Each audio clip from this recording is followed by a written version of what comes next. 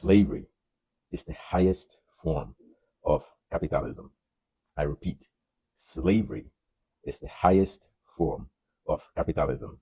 Slavery is the optimal version of capitalism. And this is the flaw of the capitalistic system. Imagine this. The optimal version of capitalism would mean maximum profit and minimum cost of production. The optimal version of capitalism would mean maximum profit. You do whatever it takes to maximize profit, and you do whatever it takes to minimize cost of production. What is that if that's not slavery?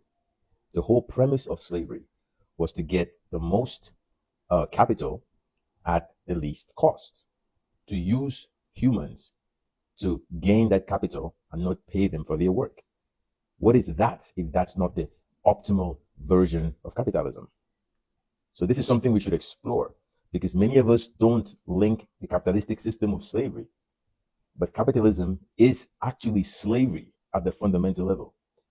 We might have a developed and evolved version of it today, but fundamentally, it is built on maximizing capital and minimizing cost. When we were all young, we were taught, we were conditioned that capitalism was great and everything else was horrible, was bad.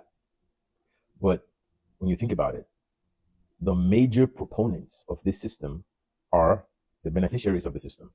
So it's in their best interest to promote the system and vilify all other alternatives.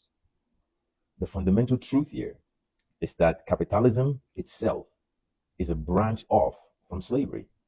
Capitalism would not exist in the form it exists today without the exploitation from slavery, colonialism, and imperialism. The capital had to come from somewhere.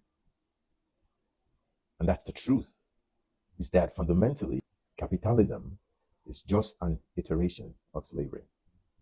My name is Alexander Ngu. I'll see you soon.